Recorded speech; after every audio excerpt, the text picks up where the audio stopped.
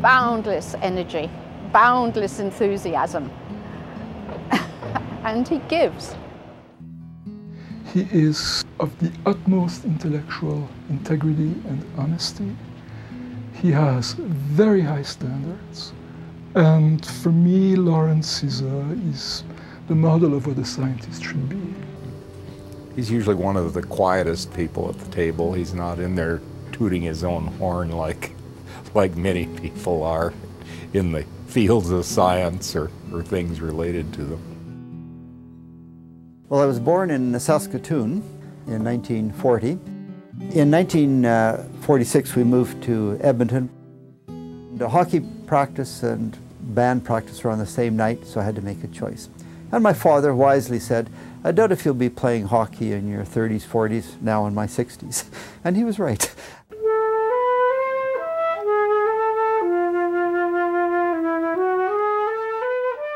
Starting university, I was really torn between music and dentistry. But in dentistry, you did a pre-year of pre-dentistry, and it was cutting apart little frogs that didn't appeal to me, and the blood squirting and so on. So dentistry was not for me, but I had a very good math professor. In fact, the chair of the department wrote to me and said, you know, you should enroll in honors math, so that was it. And the other thing was, I guess, the music. I loved the music. That was a very important part of my life there. I'm sure that the same qualities that make a good musician of him probably are playing a role in his brilliance and excellence as a scientist.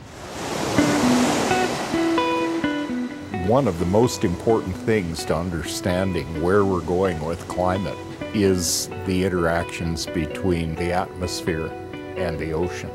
And that's been his specialty for a long time.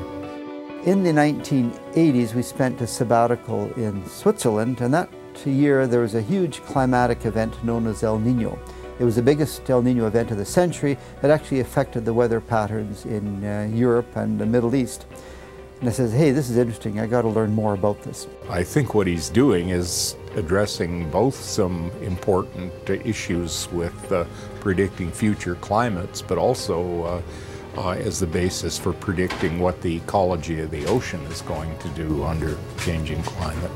And I think the biggest worry, in which I hit people with, is the global warming will affect sea level rise. Not just the thermal expansion, but when you start melting the land ice sheets, Greenland, Antarctica, melting Greenland will raise the sea level 6 meters. So that's going to wipe out 40% of the global population. And then we'll have the problem of environmental refugees, never mind political refugees. Environmental refugees will be hundreds of millions of displaced people. Where are they going to go? And we get so frustrated with these climate skeptics who, you know, point to literature which is not refereed, it's not been critically reviewed before publication, and people who pull out data sets here and there which seem to counter global warming. So we get very frustrated by this sort of activity, but we do our best to educate continuously as much as we can. Lawrence is a giver.